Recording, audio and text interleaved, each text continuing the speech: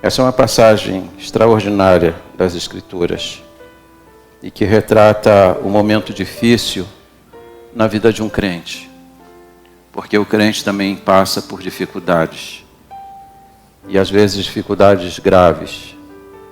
Deus não prometeu livrar a gente das dificuldades ou de passar por elas, mas de nos dar o livramento na hora necessária. Diz assim a palavra de Deus: naqueles dias Ezequias adoeceu de uma enfermidade mortal. Veio ter com ele o profeta Isaías, filho de Amós, e lhe disse: assim diz o Senhor, põe ordem à tua casa, porque morrerás e não viverás. Então virou Ezequias o rosto para a parede e orou ao Senhor, e disse: lembra-te, Senhor, peço-te, de que andei diante de ti com fidelidade, com inteireza de coração, e fiz o que era reto aos teus olhos, e chorou muitíssimo. Então veio a palavra do Senhor a Isaías, dizendo: vai e dize a Ezequias: assim diz o Senhor, o Deus de Davi teu pai, ouvi a tua oração e vi as tuas lágrimas. Acrescentarei, pois, aos teus dias 15 anos. Livrar-te-ei das mãos do rei da Síria, a ti e a esta cidade, e defenderei esta cidade. Ser-te-á isto da parte do Senhor como sinal de que o Senhor cumprirá esta palavra que falou. Eis que farei retroceder 10 graus a sombra lançada pelo sol declinante no relógio de Acás. Assim retrocedeu o sol os 10 graus que já tinha declinado. Que Deus abençoe a sua palavra. Vamos orar. Obrigado, Senhor, pela tua palavra bendita. Revela a tua palavra ao teu servo. Usa-o de uma forma especial. Faze deste vaso inútil algo útil para o louvor do teu nome. Que haja edificação para a igreja e haja salvação daqueles que se encontram perdidos. Que essa seja uma noite oportuna de salvação neste lugar. Dá-nos esta bênção, eu a suplico, na concordância com os meus irmãos, em nome de Jesus. Amém. Por favor, tome assento.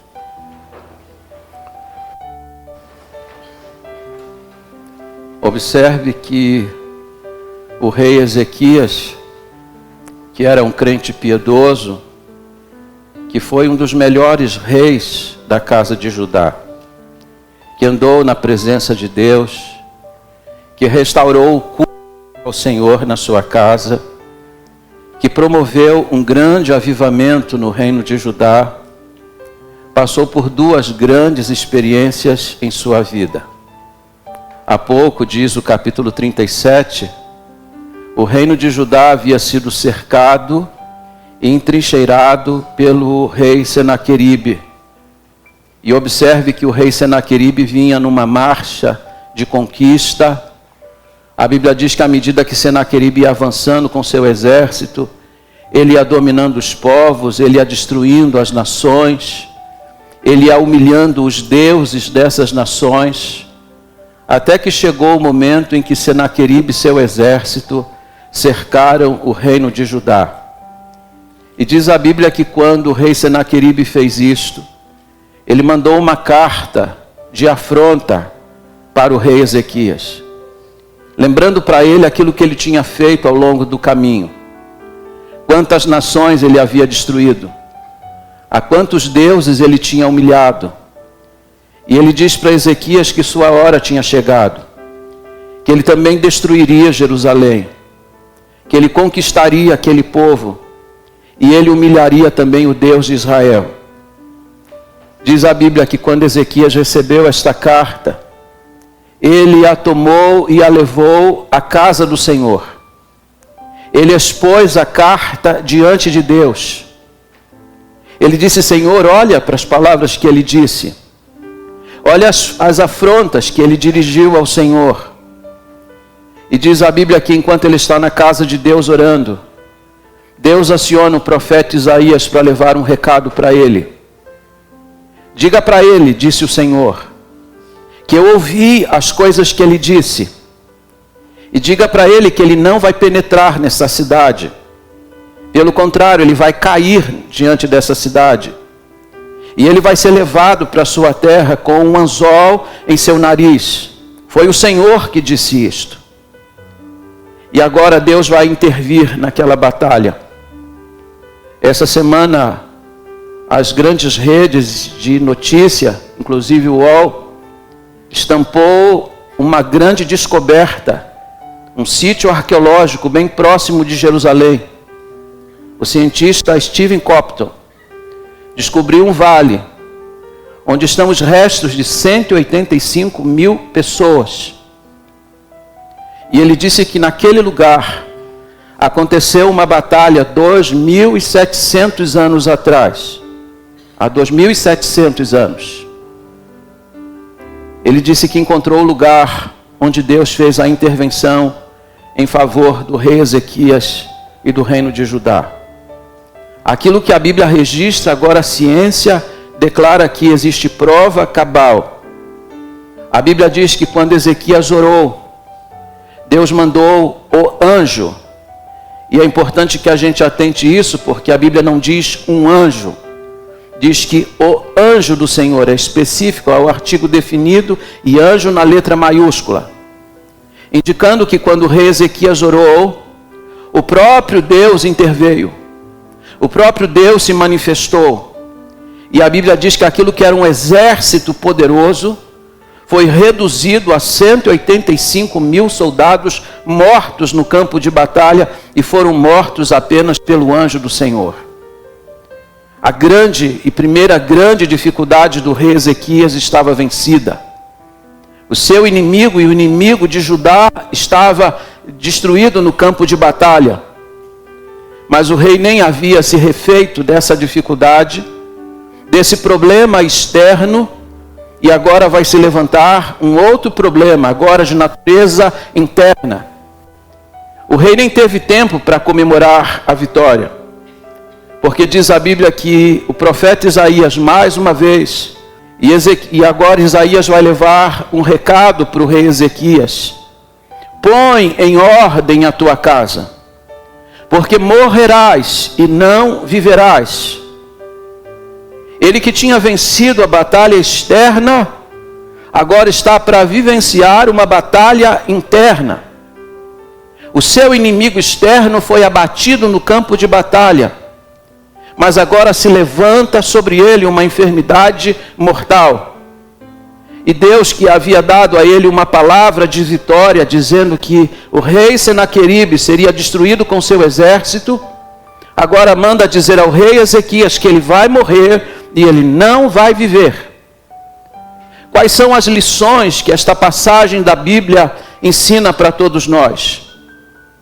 Eu vou pontuar cada detalhe dela e a partir daí fazer as aplicações. A primeira é que o rei foi acometido por uma enfermidade mortal. A Bíblia não diz que enfermidade era essa, e não cabe a gente especular. A única coisa que a Bíblia diz é que a enfermidade do rei se manifestava como uma úlcera, alguma coisa maligna no seu corpo. E a Bíblia diz que a única coisa que era possível colocar sobre aquela úlcera era um emplasto, chamado colura. Era um emplasto feito com massa de pão. O profeta Isaías disse: coloque esse emplastro sobre a enfermidade do rei, sobre a úlcera do rei. Mas a Bíblia, não especificando que tipo de enfermidade que se manifestava como úlcera, deixa bem claro para nós que aquela enfermidade ia levar o rei fatalmente à morte. Ele era um homem crente, ele era um homem piedoso, ele andava na presença de Deus, ele restaurou o culto a Deus, ele reabriu a casa de Deus, ele tirou os ídolos da casa de Deus, ele promoveu uma reforma espiritual na casa de Judá, e ainda assim Deus permitiu que ele fosse acometido de uma enfermidade mortal. As dificuldades, elas alcançam a todos, inclusive aos crentes mais piedosos. E essa é uma razão pela qual eu sempre ensino a vocês que nós nunca devemos julgar a dor de ninguém.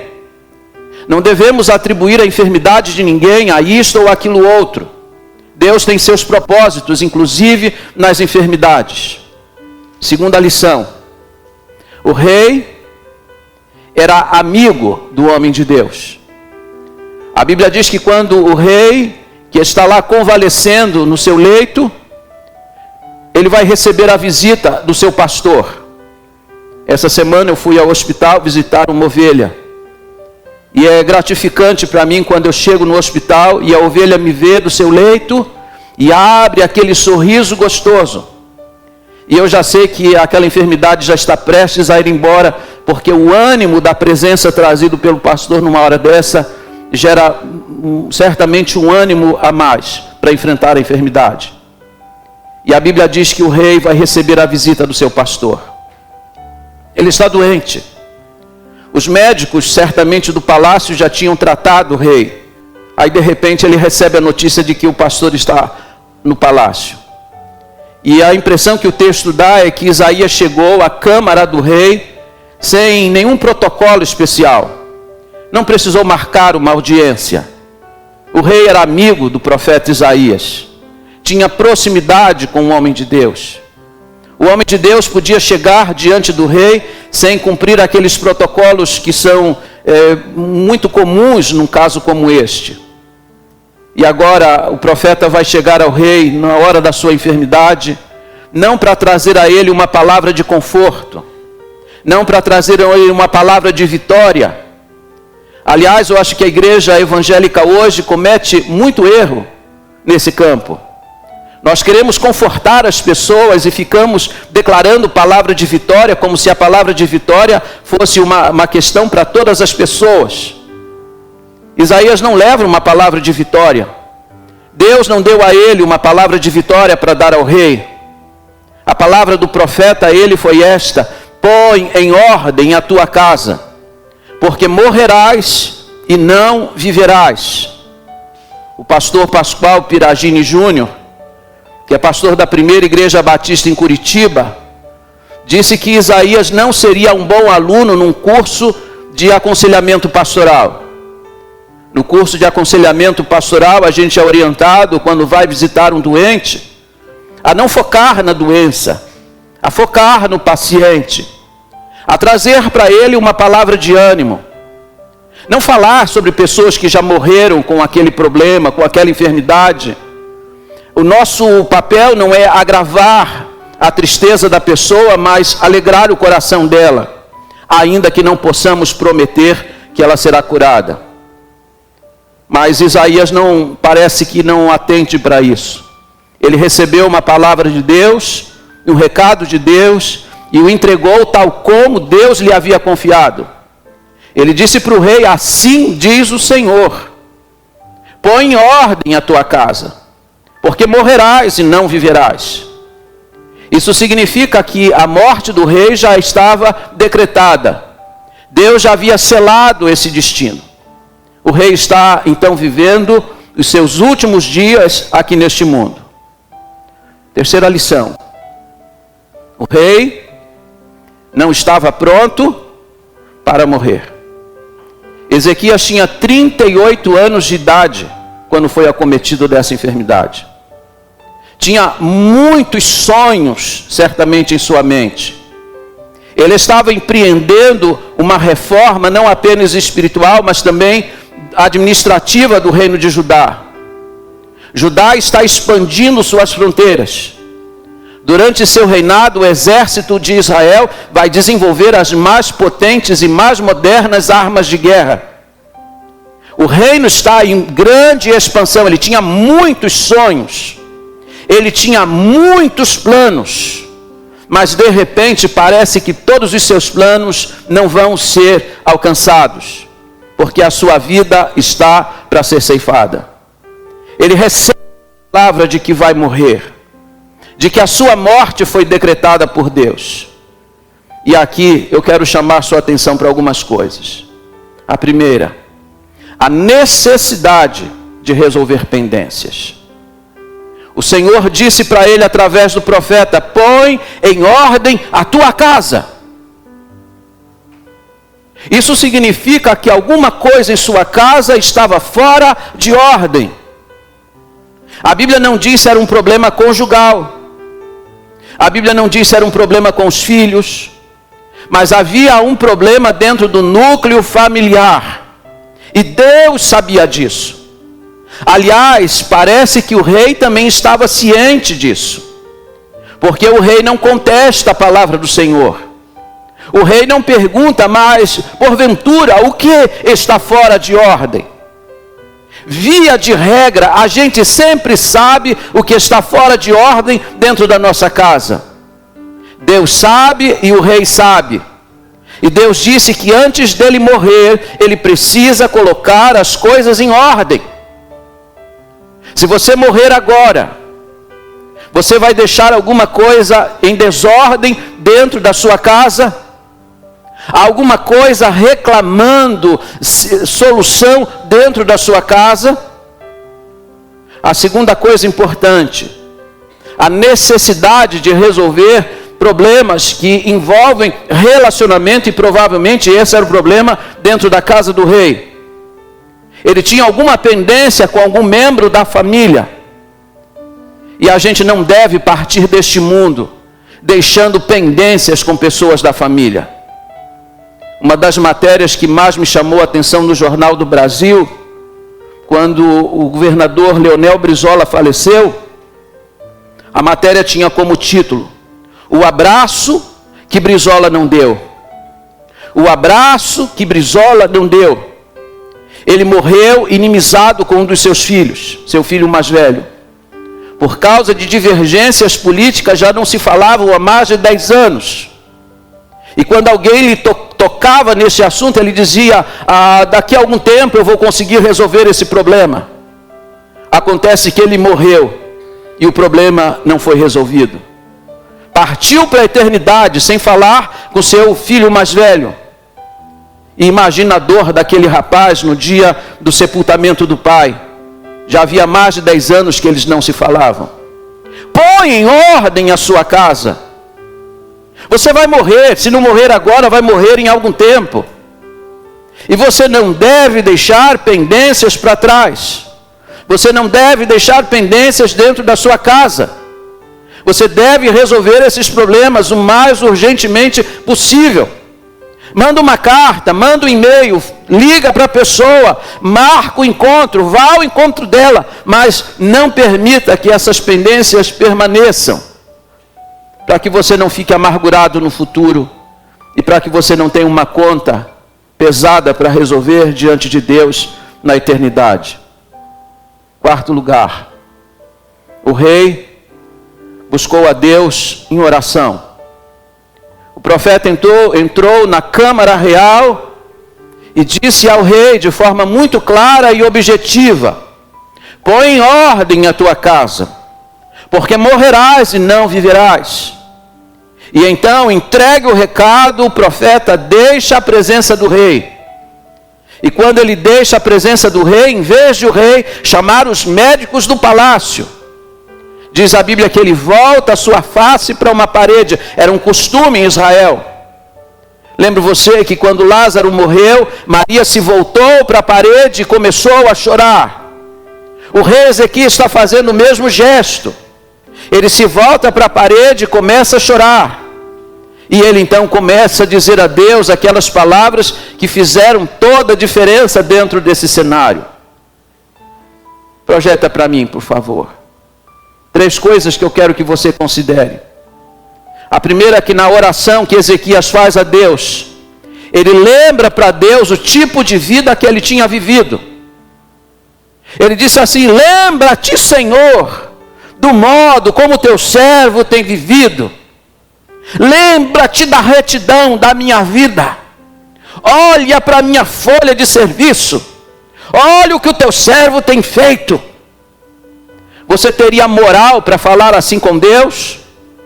Você poderia dizer para Deus: olha para o tipo de vida que eu tenho vivido, para que Deus ouvisse a sua oração?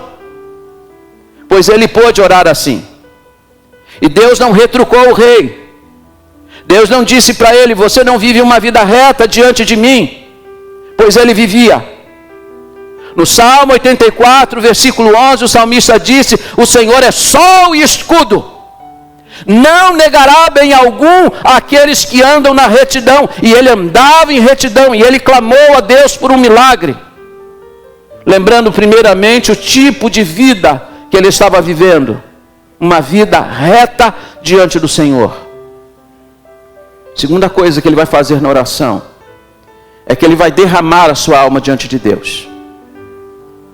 Ele vai abrir o seu coração diante de Deus. Ele vai abrir as comportas da sua alma. Ele vai chorar diante de Deus. Ele é rei, ele era um homem poderoso, mas ele era homem. E na hora da enfermidade, de uma enfermidade mortal, ele se mostra o mais frágil diante do Todo-Poderoso. Ele derrama as suas lágrimas diante de Deus. E é exatamente diante dele que nós devemos derramar as nossas lágrimas. Aliás, eu lembro a você que quando Deus responde ao rei a oração que ele faz, Deus disse: eu ouvi as tuas palavras e eu vi as tuas lágrimas. Diante de quem você chora? Diante de quem você expõe a sua dor? Pois o rei expôs a sua dor com forma clara diante do Deus Todo-Poderoso. Terceiro, é que o rei creu que Deus podia lidar com aquela enfermidade. Para Deus não existe nada impossível. Para Deus o possível e o impossível é a mesma coisa. Ele estava com uma enfermidade mortal. Ele acabara de ouvir a notícia de que sua morte estava decretada. Mas ainda assim ele creu e orou. Orar é mover a mão do Deus Todo-Poderoso. Orar é confiar que Deus pode lidar com as situações difíceis da nossa vida. E ele orou. E Deus ouviu a oração dele. Deus viu as lágrimas dele. A última palavra sempre será a palavra do Senhor. Quinta lição. O rei recebeu a resposta de Deus. No relato do segundo livro dos Reis, capítulo 20, versos 4 a 6, a Bíblia diz que o profeta ainda nem havia atravessado o pátio central da cidade. E Deus acionou novamente o profeta Isaías. Remonta a cena comigo. O rei está no seu leito. O profeta entra na sala real, ou no recinto real, e dá a ele a palavra de morte, e se retira. O rei começa a orar na mesma hora. O profeta ainda está atravessando o pátio central, ele deixou o palácio, e Deus disse para o profeta: volta! Agora eu tenho outro recado que você vai entregar para o rei Ezequias. Diga para ele: eu ouvi sua oração, eu vi as tuas lágrimas, vou curar sua enfermidade, e vou ainda acrescentar mais 15 anos de vida. A resposta ao rei foi uma resposta imediata. Deus pode trazer uma resposta agora. Deus pode trazer uma resposta para a sua dor nesse instante. Embora nem sempre aconteça desse modo. Mas aconteceu para o rei. E aí quando Deus diz para ele que vai curar a sua enfermidade, duas coisas vão acontecer. A primeira é que o rei vai perguntar qual é o sinal de que ele será curado. Segundo o livro dos Reis, capítulo 20, versículo 8, ele pergunta: que sinal haverá de que eu serei curado? Note que ele não está pedindo um sinal. A fé imatura, quando recebe uma promessa de Deus, diz assim: Senhor, me dá um sinal para eu poder crer de fato. A fé imatura faz isso. A fé madura não pede sinal. A fé madura pergunta: qual é o sinal? Como o rei perguntou qual era o sinal, Deus disse para ele que sinal haveria de que ele seria curado. O profeta ainda perguntou para ele: o que você quer? Que o sol avance, ou a sombra do sol avance, ou ela retroceda.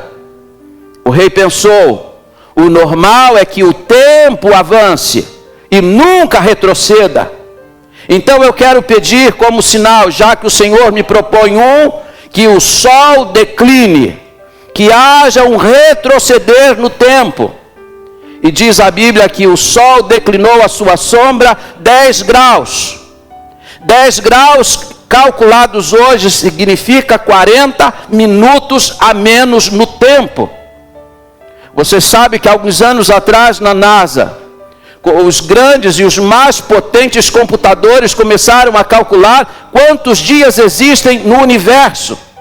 E de repente os computadores param.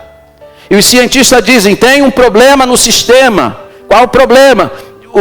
Os computadores estão informando que falta um dia no universo. Vamos recalcular. Mais uma vez os computadores dizem: está faltando um dia no universo. 40 minutos estão aqui. 23 horas e 20 minutos estão na batalha que Josué empreendeu, quando ele disse: Senhor, faz o sol parar. E diz a Bíblia que o sol parou. Na verdade não foi o sol, foi o tempo que parou. Agora Deus está fazendo o universo, o eixo da terra parar, para dar um sinal ao rei. E aqui olha para mim, você recebeu um diagnóstico. O que é mais fácil, Deus curar sua enfermidade ou mexer no eixo da terra? Deus interferiu no eixo da terra e fez com que a terra parasse diante do sol. 40 minutos ficou parado, apenas para dar um sinal a ele. E quando Deus deu esse sinal para ele, Deus está mostrando para ele que um Deus que pode interferir no eixo da terra, ele pode fazer qualquer coisa. Nada para ele é impossível. Nada para ele é difícil. Ele pode mexer nas estruturas do universo. E aqui eu termino com algumas lições práticas para você levar para casa. Algumas coisas que o rei compreendeu e que você também deveria compreender. Primeiro, ele compreendeu sobre a importância da vida. Quando é que você passou a gostar mais de doce? Quando disseram para ele que ele estava doente, com diabetes. E agora, quando ele vai numa casa e tem doces sobre a mesa, ele diz: puxa vida, eu queria tanto comer doce. Passou a apreciar mais os doces agora que não pode comê-los. Há pessoas que passam a apreciar mais a vida, as coisas simples da vida, quando não podem mais gozar dela. Eu visito pessoas que dizem assim: pastor, hoje eu dou valor a caminhar. Era uma coisa tão simples para mim, agora eu não posso ter. Às vezes a gente deixa para apreciar as coisas importantes, quando nós não podemos mais gozá-las. Uma boa noite de sono, um banho de chuveiro.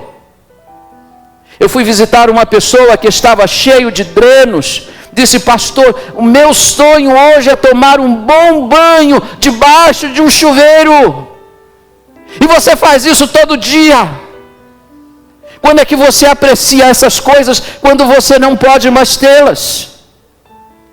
Ezequias vai dizer no seu cântico o quanto ele passou a apreciar mais a vida, quando ele percebeu que a vida estava se esvaindo pelos seus dedos. Não deixe para a hora difícil para apreciar as coisas boas. Agradeça a Deus por uma boa noite de sono. Agradeça a Deus pela cama que você tem, pelo chuveiro gostoso que você chega lá e refaz as suas forças, toma aquele banho gostoso para dormir. Tem muita gente que não pode fazer isso mais. Tem muita gente que não pode mais caminhar. Tem gente que não enxerga mais, tem gente que não ouve mais, mas passaram a apreciar essas coisas quando as perderam.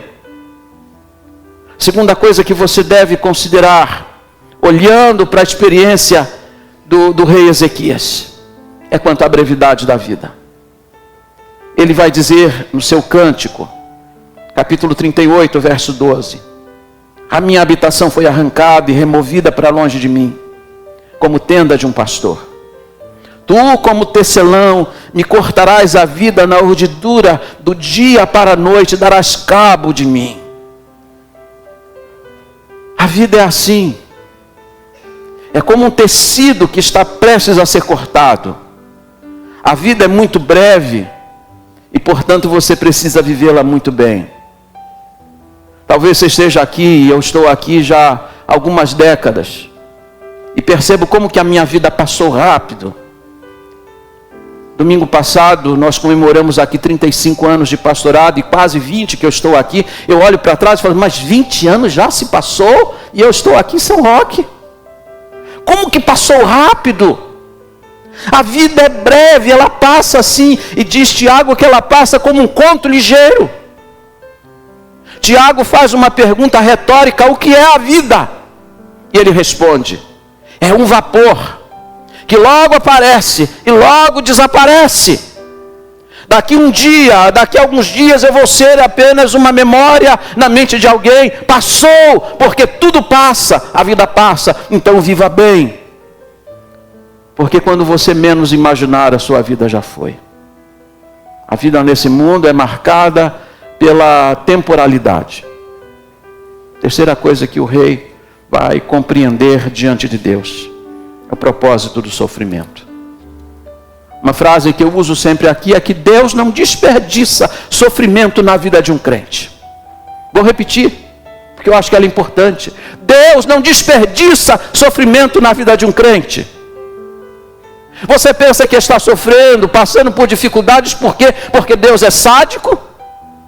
Porque Deus gosta de ver você chorando? Porque Deus tem prazer em ver você sofrendo? Não, senhores! Porque Ele tem um propósito nos nossos sofrimentos. Ele nos ensina lições nesses dias que nós não aprenderíamos de outra maneira. Veja o que Ezequias vai dizer no verso 17. Eis que foi para a minha paz que eu tive grande amargura. Eu estive em grande amargura, mas isso foi para a minha paz. O que ele está dizendo é que ele cresceu, ele aprendeu, Deus fez coisas nele que não seriam possíveis em dias tranquilos. O salmista disse, foi bom eu ter sido afligido, porque só assim eu aprendi a tua lei. Deus está ensinando você, Deus está trabalhando em você, porque mais importante para Deus é sua vida. E existem coisas na sua vida que precisam ser tiradas e algumas acrescentadas, e isso acontece nos dias de sofrimento. Quarta coisa que ele vai aprender é que Deus usa meios naturais e meios sobrenaturais. Deus lida com as nossas dificuldades usando meios naturais e usando meios sobrenaturais. Quando o rei Senaqueribe invadiu e cercou o reino de Judá, e de fato o exército de Senaqueribe era imbatível, humanamente falando não tinha saída. E quando você estiver diante de uma situação que você não tem solução humana para lidar com ela, Deus vai entrar com recurso sobrenatural. Diz a Bíblia que ali o anjo do Senhor interveio, porque aquilo está acima das forças do rei. Deus usou um meio sobrenatural para lidar com a dificuldade na casa do rei. Deus disse para ele, põe em ordem a sua casa. Existem coisas que estão na alçada de Deus, existem coisas que estão na nossa alçada. E agora, como o rei está doente, o profeta disse, ponham um emplastro sobre a enfermidade do rei, um pão que era chamado de colura, ponham sobre a enfermidade dele. O Deus que usa meios sobrenaturais, algumas vezes vai usar os meios naturais. Eu tenho 2 médicos aqui neste auditório hoje à noite. Algumas vezes Deus vai usar o médico, algumas vezes Deus vai usar o hospital, Deus vai usar os remédios, e algumas vezes Deus não vai precisar de nada disso, porque Ele vai intervir de forma sobrenatural. Mas saibam sempre que, sendo por meios naturais ou sobrenaturais, sempre será o Senhor e a glória será sempre dele. Mas ele é um Deus que usa todos os meios. Quarta coisa, necessidade de oração. Ele está com uma dificuldade muito grande. Alguém aqui está com muita dificuldade? Você veio para cá com um grande problema? Sabe o que você precisa fazer? Buscar a Deus. Porque Deus tem solução para toda dificuldade. John Wesley, frase que eu cito aqui sempre, disse que Deus não faz nada senão em resposta às orações. O rei está para morrer e ele ora. O reino de Judá está cercado e o rei ora. E as dificuldades são diferentes, os inimigos são diferentes, mas a solução vem do mesmo Deus, através da oração. Ore. Deus não perdeu o controle, Ele continua no controle absoluto de tudo. O rei está falando com Deus. Ele põe sua questão diante de Deus. E Deus traz solução para cada dificuldade que ele tem. A oração é a resposta para as suas dificuldades. Mas lembre-se, não é a oração que é poderosa. Pessoas dizem assim, aquele pastor tem uma oração muito poderosa. Não existe pastor com oração poderosa, porque o poder não está na oração, nem muito menos no pastor. O poder está em Deus, que responde às nossas orações. Quando uma mãe aflita essa semana me contatou, disse, pastor, estou com esse problema com a minha filha. Eu falei, vamos orar. E eu tenho certeza de que Deus vai ouvir a nossa oração, e Ele ouviu. Oração é a resposta para toda e qualquer dificuldade. E por último, preparo para a vida e preparo para a morte. Nós precisamos nos preparar para a vida e para a morte. O rei, quando sabe que está para morrer, ele faz um voto ao Senhor, de acordo com o Salmo 116. Que darei eu ao Senhor? E ele propõe dedicar a sua vida ao Senhor. Dar o melhor dos seus dias para o Senhor. Dar a Deus o melhor das suas energias para o Senhor. Ele disse, a sepultura não pode te louvar, mas os vivos podem. Quando eu fiquei doente e eu pensei que eu ia morrer, eu fiz a Deus uma oração. Eu disse para o Senhor, se o Senhor me levar agora, eu estou pronto para partir. Mas tu sabes que teu servo é leal para contigo. Tu sabes que o teu servo prega a Bíblia, e há muitos pregadores hoje que não pregam mais. Se o Senhor me levar agora, será menos um pregador da sua palavra. Será menos um dos pastores que pregam com autenticidade a tua palavra. Deus ouve a minha oração e concede-me mais tempo de vida para que eu continue pregando a sua palavra. O melhor da minha vida, o melhor da minha energia, o melhor da minha saúde, eu quero oferecer para o Senhor. E Deus ouviu a minha oração. Deus está ouvindo a oração do rei. E Deus está concedendo vida para ele. Mas eu não posso deixar de perguntar a você se você está preparado para a vida e para a morte. Porque Deus disse para ele, põe em ordem a tua casa, porque morrerás e não viverás. Se a sua vida for ceifada hoje, sua vida está em ordem. Seu relacionamento com Deus está em ordem. A sua casa está em ordem. Alguém aqui afastado, excluído da igreja, dizendo, eu quero voltar para os caminhos do Senhor. Quero servir a Deus com o melhor das minhas energias, o melhor da minha saúde. Eu quero colocar em ordem o meu relacionamento com Deus. Levanta bem alta a sua mão e abaixa. Eu vou orar por você. Deus abençoe. Pode abaixar.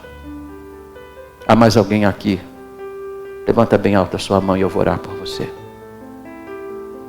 Alguém que veio aqui hoje com aquela dificuldade, assim, estou vivendo um impossível, mas eu quero apresentar o meu impossível a Deus, porque se Deus pode mexer no eixo da terra, Deus pode lidar com a minha dificuldade. Levanta bem alta a sua mão, onde você está. Deus abençoe. Vamos ficar todos em pé, vamos orar.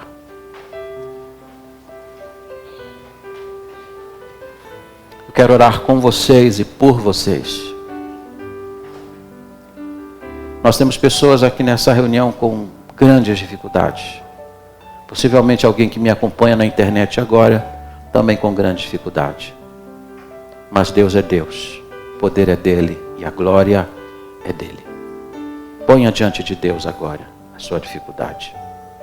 Diga para o Senhor: Senhor, para Ezequias a dificuldade era um rei e um exército. E depois uma enfermidade incurável, o Senhor lidou com elas. Pois a minha dificuldade é essa. Diga para o Senhor qual é a sua dificuldade. Feche seus olhos, diga para Deus: Senhor, a minha dificuldade é essa. E logo em seguida eu vou orar por você.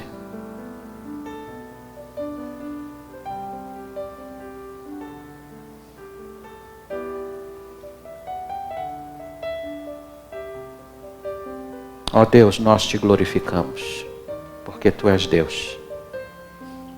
Tu tens o controle absoluto de todas as coisas.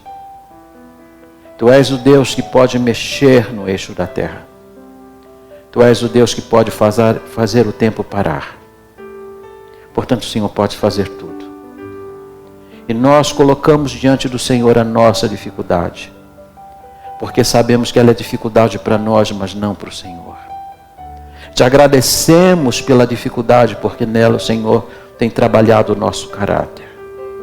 Mas nós te pedimos por Tua graça e por Tua misericórdia. Opera de uma forma extraordinária. Manifesta Teu poder e a Tua glória. Eu te peço isto. Nós te pedimos isto. Em o nome bendito e santo de Jesus Cristo. E agora seja sobre nós o amor de Deus, o nosso eterno e bendito Pai. A graça do nosso Senhor e Salvador Jesus Cristo. E as doces consolações do Espírito Santo de Deus. Seja com cada um de vós. E com todo o povo de Deus. Espalhado em toda a face da terra. Hoje e para todo sempre. Amém e amém.